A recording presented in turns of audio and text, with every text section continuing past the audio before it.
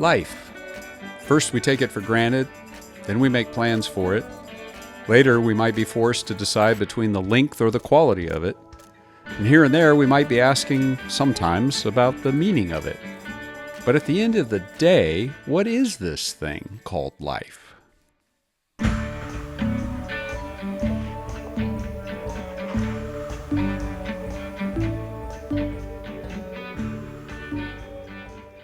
I'm Kevin Caldwell. Welcome to Sacred Wisdom, Sacred Texts, an exploration of some of humanity's most influential sacred writings. They've become my soul friends, daily companions, spiritual guides, and springs of wisdom.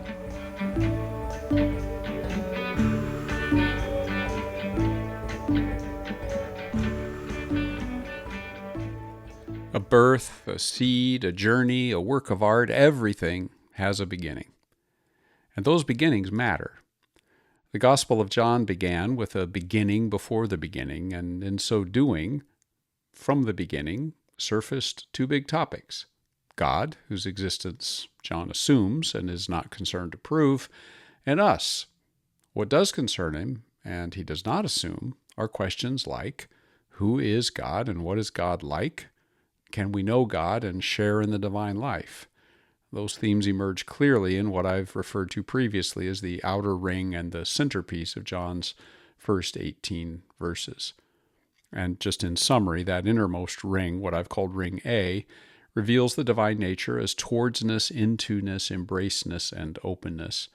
And the centerpiece of the rings reveals that we can share in that same quality of life, that same divine nature, the very life of God. Now, I'm going to talk in the next few moments about life in its universal sense and in a very particular sense.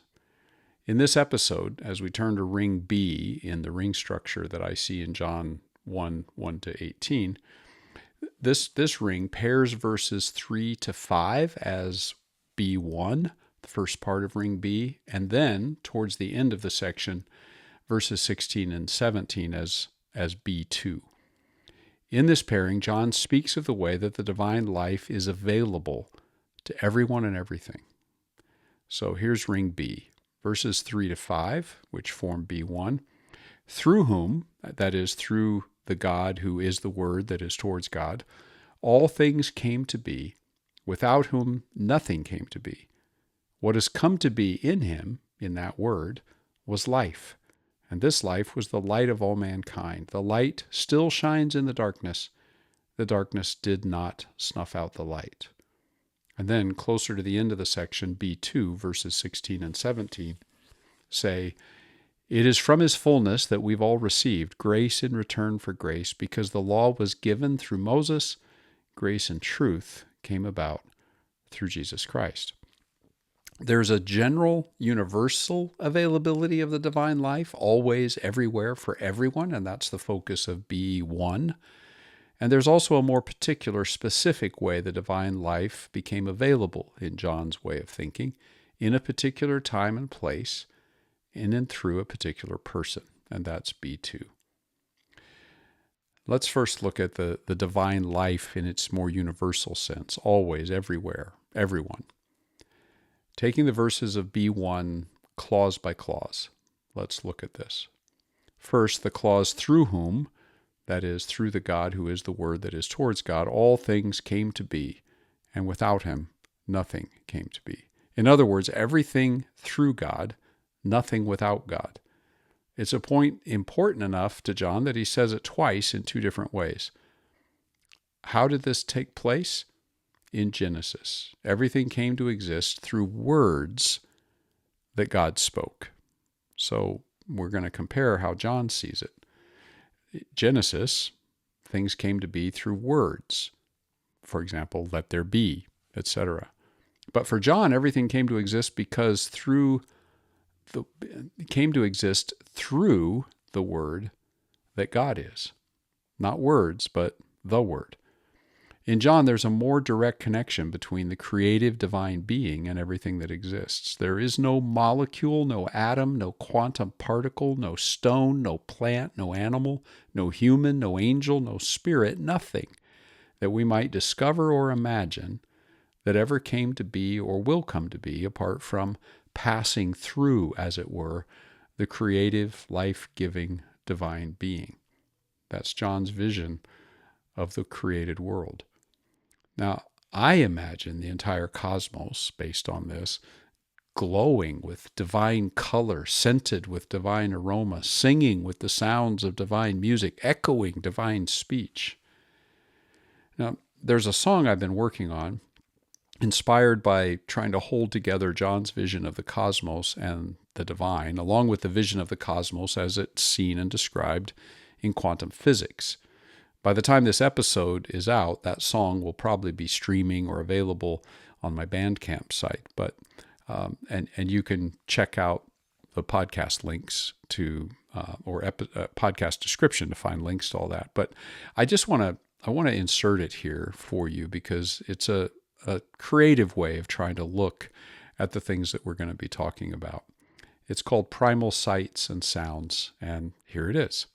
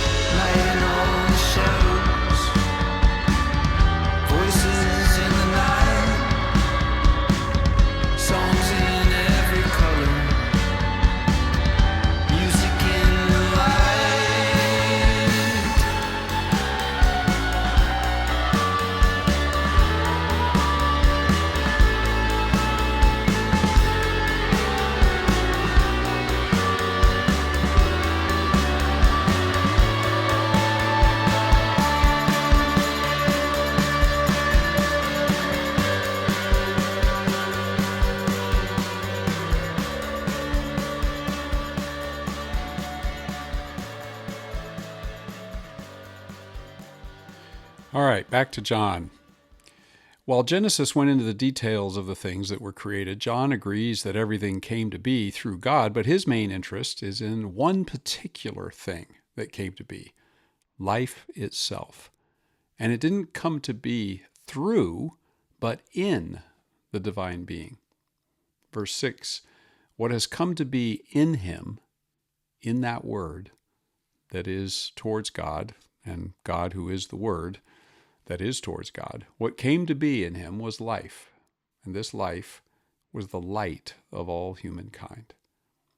Now, the verb has come to be is in what's called the perfect tense. It indicates that life came to be and is still here. So it's not that it had come to be and is now gone, but it came to be and is still here, which would lead us to expect John then to go on and say, what has come to be in him is life. If what has come to be and still is life, that's what you would expect John to say. But instead, John says, what has come to be in him and is still here was life. There's an always wasness in John's vision of life. Just as God always was, and the Word always was towards God, and God always was the Word, so too life has always been. Elsewhere in the Gospel, life is also called eternal life by John, because life is God's own life. And like God, it will last forever and has always been. And yet by saying that this life that always was and will be has come to be, John is telling us that the divine life has in some way been activated, we might say. Life has come to life. The result is that life is available universally, everywhere, for everyone and everything. So on to the next clause. The life was the light of all humanity. Now in John's religious heritage, learning and obeying the light that was found in, for example, the Torah or in the wisdom literature of the Jewish people is what enables someone to experience life. Light and wisdom leads to life. But here in John, it's the other way around. Life is the source, not the result of light and enlightenment. And it's available for all humanity and cannot be snuffed out. And so we come to verse 5. That light, which comes from the life that has always been, still shines in the darkness, and the darkness did not snuff out the light. Both Genesis and John say that darkness and light came into existence at some point after God began to create. In Genesis, there was already the heavens and the earth, and the great darkness and the great deep, and darkness everywhere. And then light was created. It was created before anything we might associate with light physically, like the sun and the moon or the stars. Both darkness and light existed before there was day or night, but after all the great depths and the waters above the heavens and the land had been made, the earth at least. Both then, darkness and light, have a primordial, though not eternal, existence. In Genesis, light is mysterious. It originates with God's word, let there be. But before anything we know of that could actually shed light. So there's a mystery there.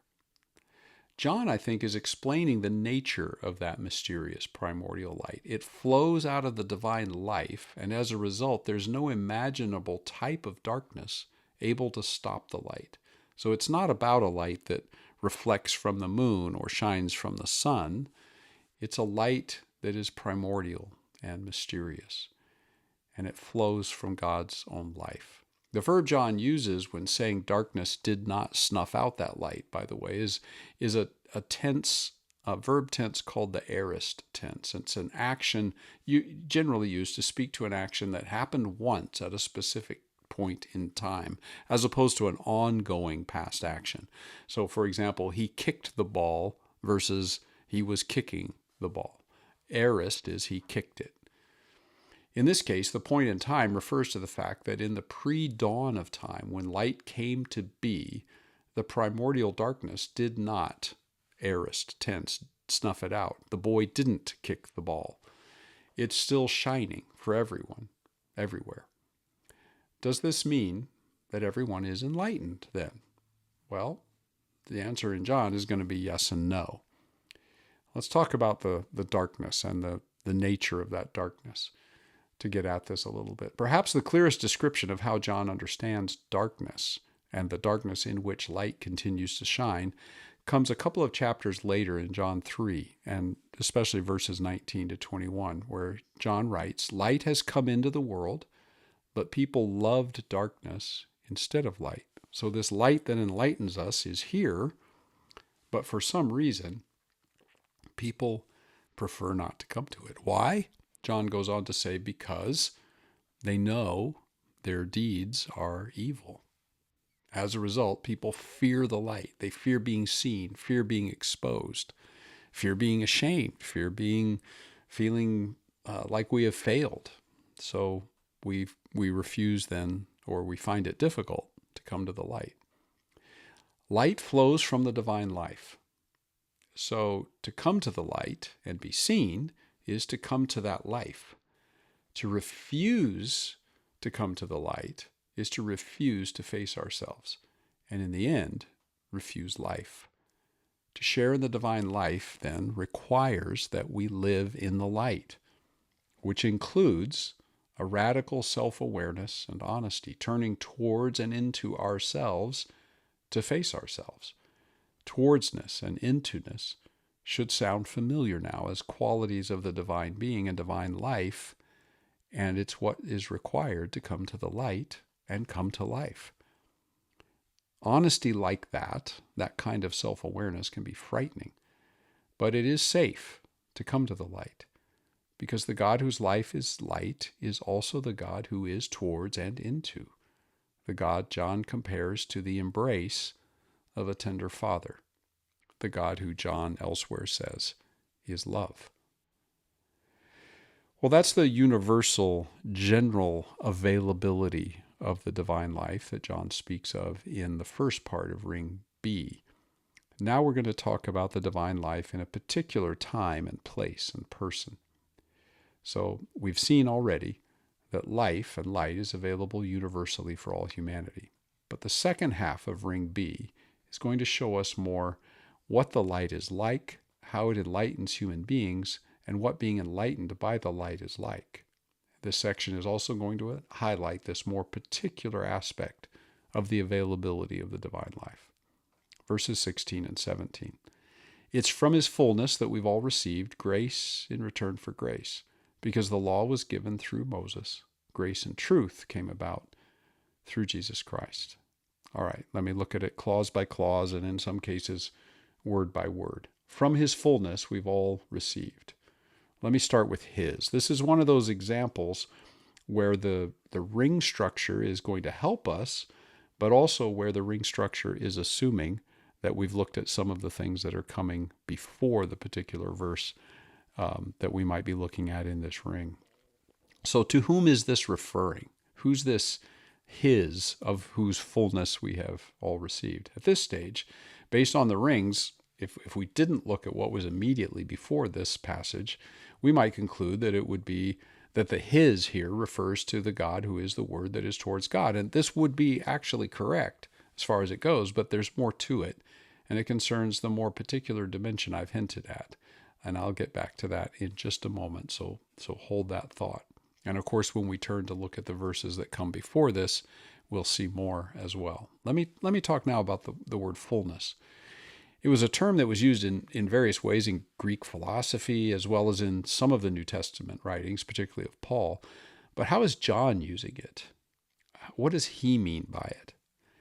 And in verse 14, which comes before the section we're looking at, and we haven't looked at that one yet, but we will, John says something new about the Word that was towards God and God who was the Word that was towards God, which he's already told us. But now John adds in verse 14, the Word became flesh, dwelt among us, and was full of grace and truth. There's that word full. John is making the point that it is from that fullness, the fullness of the Word, fullness of grace and truth, that fullness of grace and truth is what we have received from. John also makes it clear that the Word which was the source of everything, the Word in which divine life was available for all humans, became flesh in a particular human, Jesus. This raises a whole lot of questions about how John sees Jesus and God and the Word, a topic which we're going to come back to. But for now, I want to point out that for John, the specific and the universal availability of the divine life are actually not mutually exclusive. He's saying both of them together in this passage. And that universal dimension shows up in two ways. And we've already seen some of this.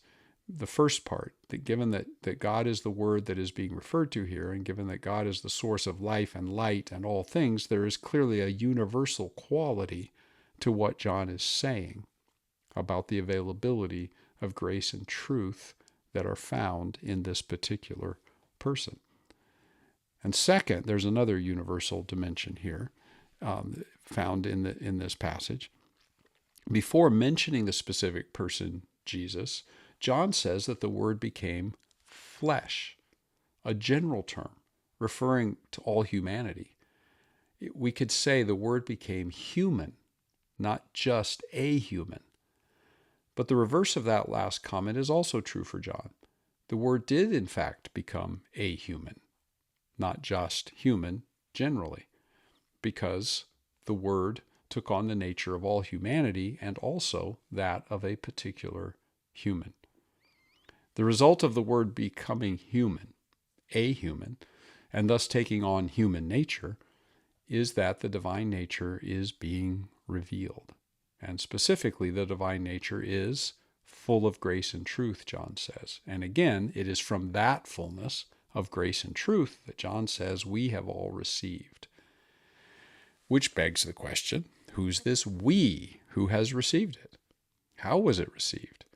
Those questions are not directly answered in this section, and so we will get to them when we press into the other rings, and it ties directly to the point we made about the centerpiece of this whole section, which is that we can share in the divine life. How does that happen?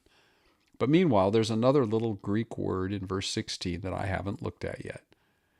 It's the little word ek, or from, of, from his fullness, or of his fullness, from the fullness of God's own life we have received. If I say I drank of the wine, it means I shared in it, took it into myself. Receiving of the fullness means that we drink of the divine wine, the fullness of grace and truth. We are taking in the fullness of God's life and nature. And then John quickly adds, grace against grace. Let me take that. And in Greek, it's kai karen anti karatos. So let me take it word by word. Let me start with the word kai, which is the word for and, but it's also used to intensify a point, like saying indeed, even, or in fact. And I think John is emphasizing actually his point that we have all received from his fullness of grace and truth. Not just saying and grace upon grace, but indeed, in fact, for sure, we received grace and grace and grace. But now we come, or soon we're going to come to that word anti. Let me just point out the fact that John uses the word grace twice, which just as kai is used here to intensify something, the doubling of the use of the word grace is also adding even more intensity to his point. A whole lot of grace. So we have all received from his fullness. The grace and truth that we've seen is the fullness that we're receiving. Even, indeed, in fact, kai, grace and grace and grace. But that brings us to wrestle with this word anti, because what John says is karen anti karatos. In between the words in English, grace and grace, is this word anti, from which we get words like antiseptic, antisocial, antihero. In other words, opposition, againstness. So is John saying grace against grace? There are some scholars who suggest that anti is supposed to be used here to refer to upon, like grace on top of grace upon grace, rather than against. But if that were John's intention, he had a Greek word, epi, available to him, which means upon, and he could have just said that. Or he could have used the word and grace. I think this approach probably, that some scholars have, is actually probably stemming from feeling uncomfortable with the approach that other scholars take, where they take the word anti quite literally and suggest that John is saying that whatever grace was available before Jesus is now replaced by a grace that's available in Jesus. They actually oppose them to one another. I think what John is saying is more nuanced than either of these. The Greek word anti can also have the sense of in return for, and at least in a certain sense, in place of, but not against. It can be used for against, but it can be used in the sense of in return for. So the best way I can try to get at this is, imagine a child is given some money and they go to play games at an arcade. They play and they win enough points to be able to claim some prizes. But to claim the prizes, they have to turn the points into tickets. And as a result, the tickets are given in return for, even in place of, the points. And the prizes are given in return for the tickets. The tickets aren't against the points. They're part of the whole system. And they're not really in addition to them. The points and the tickets sort of equate to one another, and yet they are different. John is saying that there is a grace now available, but it's neither opposed to any prior grace, nor is it just more of the same. It is different, and it leads to prizes. So what is it? Well, John is most likely thinking in Hebrew, and behind the Greek word for grace is the Hebrew word chesed. The word can be rendered by a number of words in English: steadfast love, mercy, kindness, a love that's constant, forever, unshakable. To give an adequate translation actually requires a whole phrase, not a word. And a phrase that would work might be something like abiding, tender, merciful love, but that doesn't exactly roll off the tongue. When John says that we've received the fullness of God's grace, he means we have received the fullness of the abiding, tender, merciful love of the divine heart. And that statement then leads to the next portion of this mirror pane, verse 17. And it's going to push us to talk a little bit about Moses and Jesus, because John uses their names, and religion. Well, verse 17 says, because the law was given through Moses, grace and truth came about through Jesus Christ. In other words, of his fullness we've all received grace and truth, grace upon grace, or grace in return for grace, a lot of grace, because through the law was given through Moses, grace and truth came about through Jesus Christ. So let me look at these word by word and clause by clause here. And first, that word because, typically a word that we include in order to indicate that there's a relationship between what's been said and what will be said. This and this and this happened because such and such. In this case, what's been said is that we've all received from the fullness of divine grace, grace in place of grace, grace in return for grace, a whole lot of grace. And that's true because why? Because, John says, law was given through Moses, grace and truth came about through Jesus. It's significant that there's no connecting particle between those two clauses, between the law being given through Moses and then grace and truth coming through Jesus. They just run together. There's no and or but. We might expect the sentence, in fact, to be either we've all received grace upon grace because the law was given through Moses and grace and truth came about through Jesus, or we might expect we've all received grace upon grace because the law was given through Moses, but grace and truth came about through Jesus. The first reading implies a continuity. The second reading, a discontinuity. But John doesn't include and or but. John is saying something more subtle, and it has to do with Moses and Jesus. Let me try to break this down. According to verse 16, we've received grace in return for grace from the fullness of the God who is the Word that took on human nature generally and then also specifically in Jesus. In verse 17, the Torah was given, and that's an important word here, by God through Moses. And so the Torah is a gift, even a kind of grace, or at least a result of grace from the giver. And then a third point, the main thrust is that while Moses wrote about grace and truth, they came to be through Jesus. That's the distinction of this relationship. The reason John doesn't add an and is, I think, because, as we've seen, there is something different about the grace that has come to be in Jesus as compared to what Moses spoke of. So he doesn't just say the Torah came through Moses, was given through Moses, and grace through Jesus, as if they were equated and the same.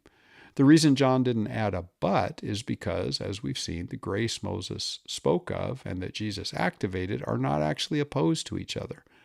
So he doesn't say this came about through Moses, but this came to be through Jesus.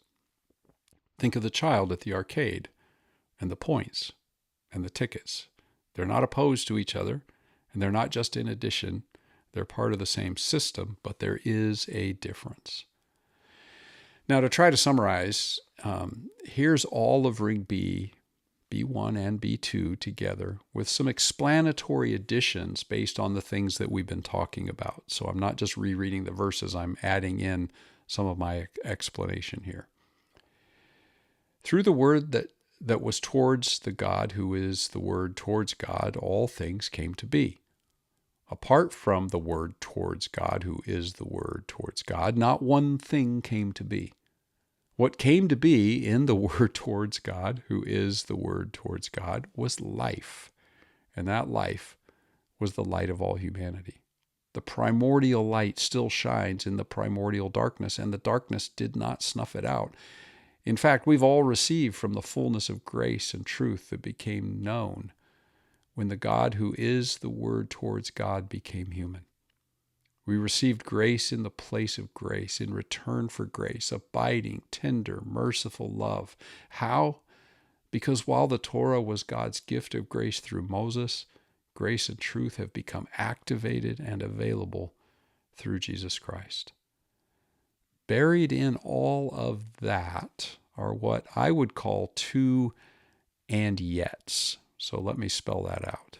And yet. One, the divine life is available universally to all, and yet also in a particular time and place and person. Two, the Torah of Moses, and thus the religion we know of as Judaism, is a gift from God's grace, and yet there is something more, a sort of activation of grace and truth in Jesus, in John's vision.